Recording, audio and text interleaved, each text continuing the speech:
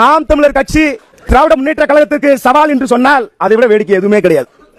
2024 நாடாளுமன்ற தேர்தலில் நாம் தமிழர் பெற்ற வாக்குகள் என்பது பெரும்பான்மையான வாக்குகள் எங்களுடைய வாக்குகள். தப்பு பண்ணிட்டு நீ மறுபடியும் எங்களை தொட்டிருக்க கூடாது. தொட்டுட்ட தொட்டவனே நான் விட்டதே இல்லை. இதை வன்மையா கண்டிக்கல, கண்மையா வண்டிக்கிறேன். இதுல திடீர்னு நாங்க தான் வந்து எதிரி, திமுகவுக்கு நாங்க தான் எதிரி இருக்காங்க. யாரு சிங்கம்? புது சிங்கம். சிங்கம் வந்து வேடிக்கை பார்க்க வராது, வேட்டைக்கு தான் வரும். ஆனா என்ன ஒண்ணு, சனிக்கிழமை மட்டும் தான் வேட்டையாடும். இந்த மாதிரி விசித்திரமான சிங்கத்தை நான் பார்த்துக்கேன். நாம் தமிழர் கட்சி பெற்ற வாக்கு, நாம் தமிழர் கட்சி கோட்பாட்டுக்கு தத்துவத்துக்கு வந்த வாக்கு, குதிரைகளால வந்த வாக்கு இல்ல.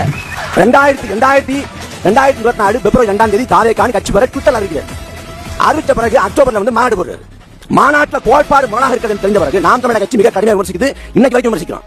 அதுக்கு பிறகு இங்க ஈரோடு கிழக்கு இடைத்தேர்தல், ஈரோடு கிழக்கு இடைத்தேர்தல்ல திமுக போட்டி போடுது, நாம் தமிழர் கட்சி போட்டி போடுது. ரெண்டு தான் போட்டி போடுறோம். பிரதான கட்சியான அதிமுக கூட இல்ல. அந்த தேர்தல் நாம் தமிழர் கட்சி 24,000 வாக்குகளை பெற்றது. அங்க தாவேக்காவோட வாக்கு எங்க போச்சு?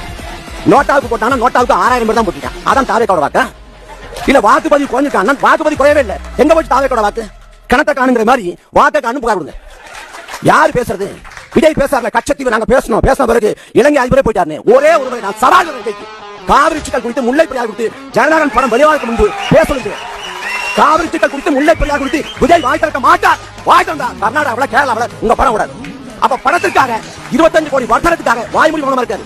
மதுரையில பேச வேண்டியது மதுரை மக்களின் வாழியோடு தொடர்புடைய முல்லை பெரியார். திருச்சியில வந்து காவிரி ஓடுது. இந்த காவிரி முல்லை பெரியார் குறித்து எந்த காலத்தையும் பேச மாட்டேன். ஏன்னா ஸ்கிரிப்ட்ல இல்ல, அது வரை கதை. அவர் பேச மாட்டார். அவரை சொல்லி பயன் இல்ல. அண்ணன் ஜான் அலெக்சன் இருக்கிறாரு, அவர் தான் நமக்கு வச்சுக்கணும். அப்படிப்பட்ட விசித்திரமான ஒரு தலைவர்.